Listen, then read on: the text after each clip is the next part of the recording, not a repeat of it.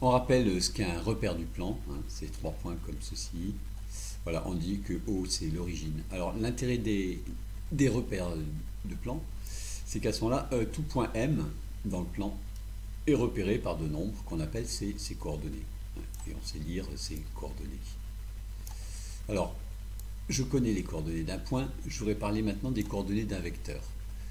Les définir. Je prends un vecteur ici. Un petit détail est que les coordonnées de I et J, évidemment, qui sont ici, qui repèrent les axes, sont bien spéciales. Hein. I c'est 1, 0 et J c'est 0. Bon, je reviens aux coordonnées de ce vecteur. Alors, la définition va être la suivante. Vous considérez l'unique point M qui vérifie OM égale U, ce vecteur. Voilà, ce vecteur-là que j'appelle U. Pour tracer le point M, il me suffit de faire un représentant de ce vecteur U passant d'origine O. Le voici. Alors, O', je le renomme M, parce que je veux parler d'un point M dans ma définition. Voilà. Alors, M, il a des coordonnées, on les note x, y. Et bien, x et y, ce seront aussi les coordonnées du vecteur U. Et on les écrira par contre en colonne le plus souvent.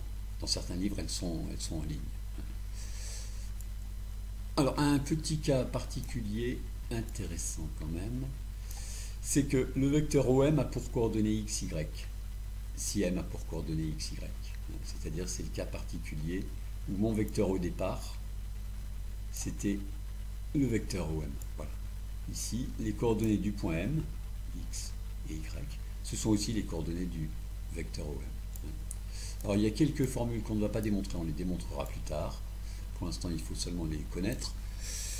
Si j'ai deux vecteurs avec des coordonnées, voici les coordonnées de la somme des vecteurs. Ce sont les sommes des coordonnées. Deuxième formule. Si je multiplie un vecteur U par un nombre petit a, alors les coordonnées de A fois U, ce sont AX et AY.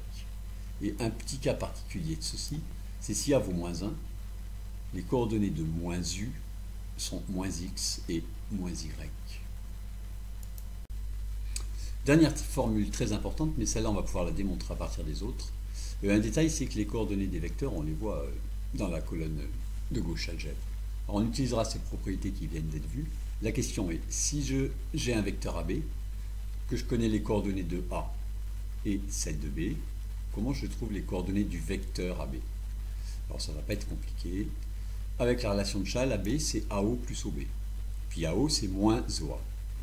Puis maintenant on connaît les coordonnées d'une somme, donc il suffit de trouver les coordonnées de moins OA.